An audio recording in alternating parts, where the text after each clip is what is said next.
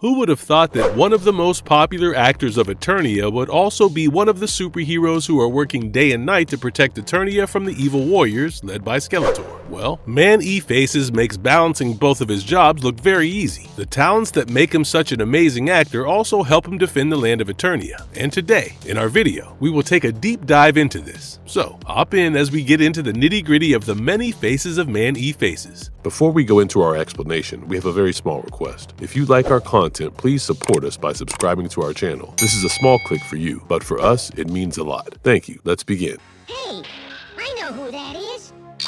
It's Man-E-Faces. Who is Man-E-Faces? How many faces does he have? Out of all the characters and masters of the universe, Man-E-Faces is rather interesting. Man-E-Faces is a man who can turn his face into a different one. We usually see him switch back and forth between three faces, and whichever face he has the powers respective to that. He has a normal human face, which makes him look like us, for the most part, except for a few small changes here and there. In this face, his eyes are bordered by broad red markings that go down his cheeks as well, and he does not have pupils for some reason. He has another face which is green in color. This is what he refers to as his monster face, and whenever he has this face on, he gets the personality of a monster, which makes him super aggressive. Now, personally, his monster face reminds me of an angry Grinch, but what do you guys think? Would you agree? Obviously, these two faces are pretty much at the extreme ends of the spectrum, so there has to be something in the middle. So, he has a robotic face as his third one. First of all, this face is very cool to look at from the get-go. His robot face makes it look like he has those big sunglasses on that are very rectangular in shape, and his face takes on a metallic color. And secondly, this version of him is not that emotional and is very stoic and neutral. This version of him is more focused on figuring out if his assessments are right or wrong, instead of raging out like the other face of his. This is why, whenever there is an ambush attack, the team is not too sure about where they are being attacked from and how to combat that. This face takes on the role of keeping everyone safe. The analytical prowess that Man-E-Faces gets whenever he is in this form really helps the group gain tactical advantages whenever they are in combat. Now, these are his main faces. In the 1980s animated series, we see Man-E-Faces take on the handsome face of a man for a play that he was rehearsing with Tila and quite a few other faces. So in a way, Man-E-Faces can have, well, many faces. Can he live without breathing? So, when you look at Man-E-Faces, you have to notice the fact that this character changes his face whenever there is a different situation. All of the faces that he changes into are present because of his origin story. In the comics, Man-E-Faces was actually a normal human actor whom Skeletor gave a potion. This potion turned him into the monster that we see Man-E-Faces use in the fights. This monster was obviously under Skeletor's control because of Beastman and his ability to control any type of animal. But Man-E-Faces was not a bad guy. He was turned evil and was forced to do Skeletor's bidding because of the potion. So, the Sorceress of Grayskull, who knew about this, decided to intervene directly. She turned him back into his human form, hoping that would be the end of the conflict. But that was not the case. Skeletor showed up again and turned him back into his monster form, and a struggle ensued between the two seemingly different versions of himself. A third version of him showed up, which, you guessed it, is the robot version. Once the conflict ended, thanks to HeMan and his friend's intervention, the three versions of Man-E-Faces became permanent. Over the animated series, both the 1980 version and the 2002 version, we get to see Man-E-Faces have different explanations for his personalities. However, the three faces remain constant as his main faces. Now, each of these faces, as we can see in the episodes, come with their own versions of perks. Let's take a look at his robot face for an example. When he has that face on, everything about him becomes robotic. His way of speaking, the way he feels for his friends and everything that is happening around him. Man-E-Faces shows this weird sense of calmness, which you can see only in a robot. Similarly, his physiology also changes a bit when he is in this form. His skin takes on a metallic appearance, and he does not breathe like he usually does in his other forms. Hence, technically, he can survive without breathing, but only when he is in his robotic form. When he has his human face or monster face, he is definitely breathing. Any villain can get the upper hand in their fight by simply asphyxiating him when he is fighting in his human and animal form. Look at the new faces I've been working on, Orko. Can he change his face into Skeletor's face? In the 1980s animated series HeMan and the Masters of the Universe, we see that Man-E-Faces has become a popular actor in the episode titled Mystery of Man-E-Faces. Here, we learn that Man-E-Faces has been using his ability to change his faces to make him a better actor, which is great for him. He was invited into the royal palace to be the entertainer for the evening, and he decided to show off the new faces that he had been working on. He had figured out a way to look like Orko and Beastman, even copying their voices to an uncanny degree. Ability. But these are not the only faces that he had been working on. He also worked on copying Skeletor, which was a very good impersonation of the main villain of the series. He morphed his face into Skeletor's and showcased his impersonation ability by doing Skeletor's iconic laugh. So yes, he can definitely change his face into that of Skeletor's and even copy his voice.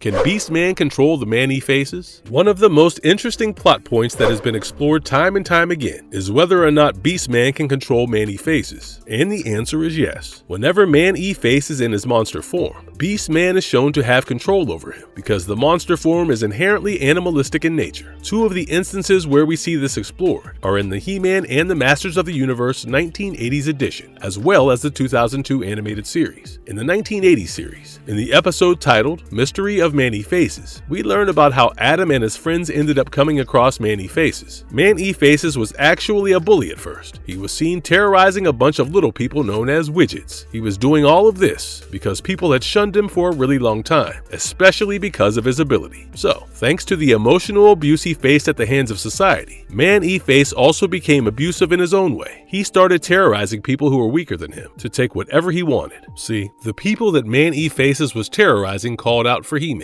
and HeMan answered. This led to a small fight between Man-E-Faces and HeMan. Their fight was observed by Skeletor, and when he saw that Man-E-Faces was able to exchange blows with HeMan without falling back, he wanted Man-E-Faces to be a part of his team. He teleported Man-E-Faces directly into his ship, and there, at first, Skeletor offered Man-E-Faces to join his team. When Man-E-Faces refused to join his team, Skeletor pushed him to turn into his monster form, and then Beastman used his hypnotic abilities to make him work for him. This led to a chaotic situation, which was not good, as you can imagine. However, the sorceress showed up to mitigate the fight by being the one to turn Man-E-Faces into his human form, which led to him joining hands with the heroes to defeat Skeletor and Beastman. After that, Man-E-Face became friends with Adam and his pals, and decided to do the right thing instead of terrorizing people who were weaker than him. We see a repeat of a similar incident in the 2002 series as well, in the episode titled The Monster Within. From the first scene of the episode, it is very clear that Skeletor's team and the Masters are engaged in serious combat. Merman and Triclops basically have Man-at-Arms and Buzz-Off cornered, and seeing that, Man-E-Faces decided to show up. Hoping to help, he transformed himself into his monster form, and was making his way towards his friends when Beastman blocked his path. Man-E-Faces thought that he would be able to defeat Beastman in combat. However, that was far from the truth. The moment Beastman whipped his leash, Man-E-Faces realized that there was something severely wrong with him. It turns out that the moment his whip cracked, Beastman was able to successfully bring Man-E-Faces under his control. With that, he was the one doing the bidding, and Man-E-Faces turned into nothing but an unwilling slave to his commands. This led to Man-E-Faces getting into fights with his friends on behalf of Beastman, and this time around, while the evil warriors did not achieve victory, they came really close to it. This hypnotizing event really made Man-E-Faces doubt his credibility as a hero, and he decided that no matter what happened, he would no longer be turning back into the monster form. However, soon enough, he had to turn into the monster form to save his friend, HeMan, and when Beastman tried to control him again, he was able to finally break free from the hypnotic control with HeMan's words of encouragement. But that is not to say that we will not see Man-E-Faces controlled by Beastman ever again, because this weakness can definitely be exploited again if Man-E-Faces is not feeling up to the weather.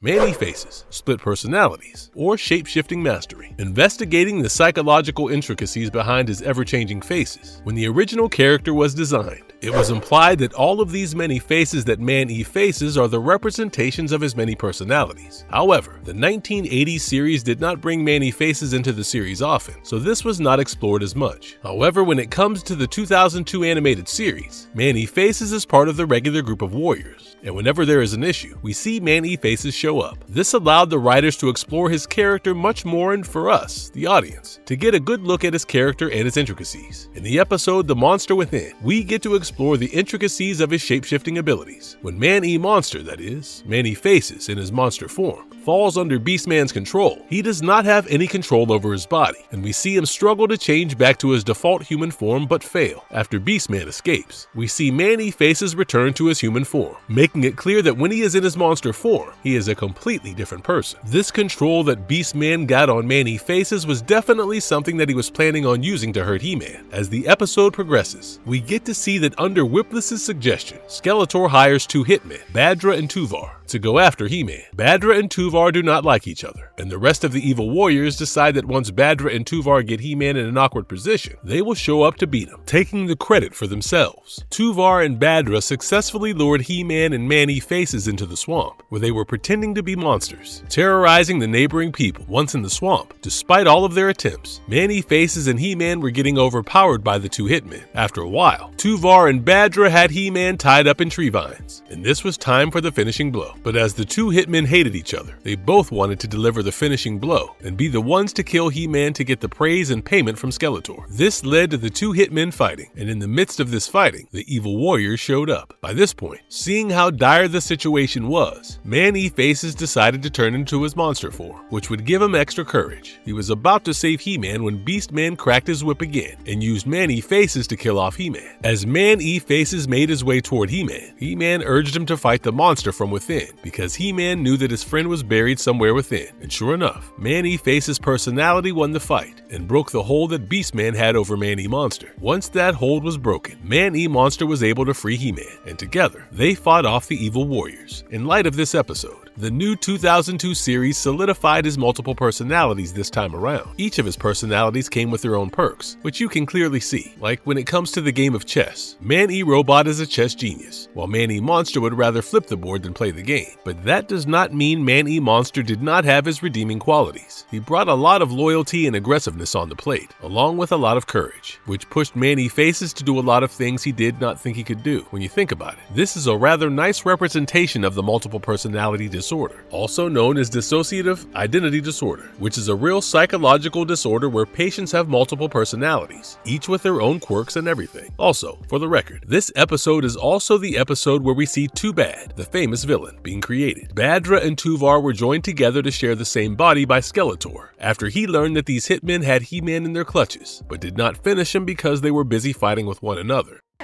Here's my grand finale.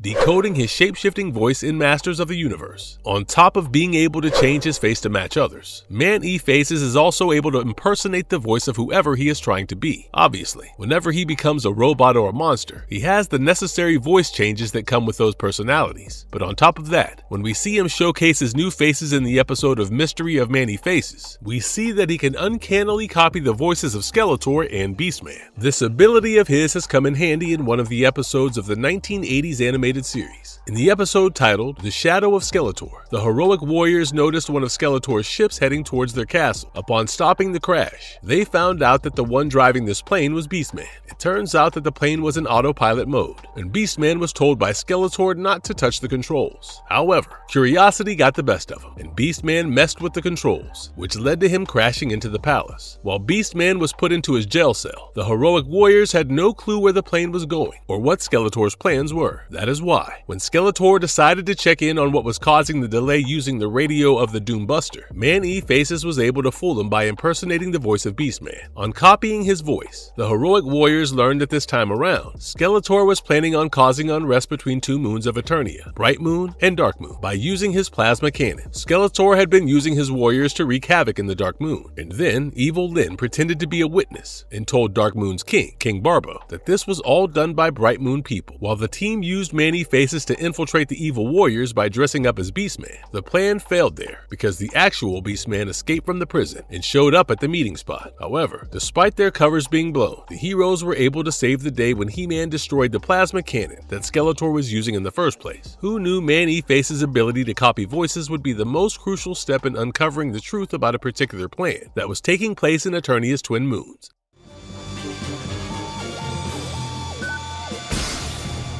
Does he have robotic ability? Whenever Man-E Faces is in his own robot form, known as the Man-E robot, he is shown to have robotic abilities such as accurate analysis and diagnosis. We see him use these in two separate instances. Once, in a fight where Teela is severely injured, Man-Robot ran a quick scan on Teela and concluded that she would need a lot of blood to save herself. This quick diagnosis was quite crucial in helping Teela, who was in a terrible state. Another time, we see Man-E Robot look at the trajectories of the incoming attack and predict where the attacks would land. Other than this type of analysis, whenever Man-E Robot is around, he uses his analysis power to figure out where the attack is coming from and how to save his friends. In the episode The Monster Within, when HeMan was being attacked by Tuvar, Man-E Robot scanned Tuvar in a second and figured out the best way to save HeMan would be to blast the machine on Tuvar's wrist, and that is exactly what he did.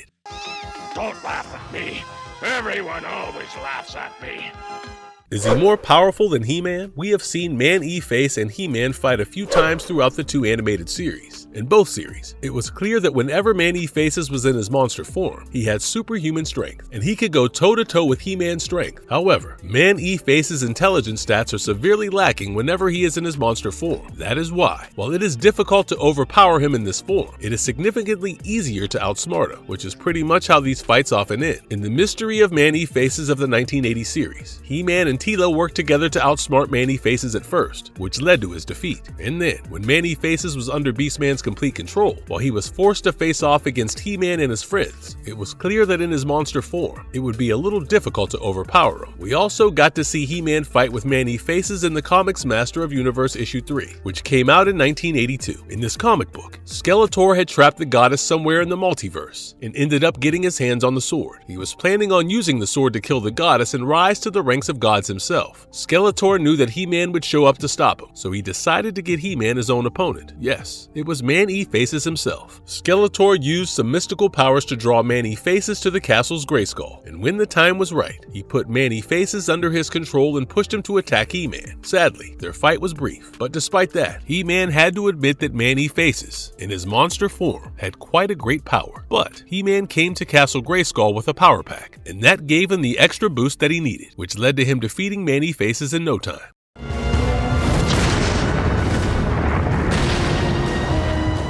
Marvelous verdict. Man-E Faces is one of the coolest heroes out of the heroic warriors. With his variety of faces and personalities, Man-E Faces brings a freshness to the table, which is rather enjoyable for the viewers. Being an actor and a hero is not an easy job, but somehow, Man-E Faces is able to do it with ease. And if that is not the type of work-life balance that we should aspire for, then I don't know what is. And if you liked our content, don't forget to leave a like and subscribe to us if you haven't already. Have a good one and be safe. Thanks, everyone.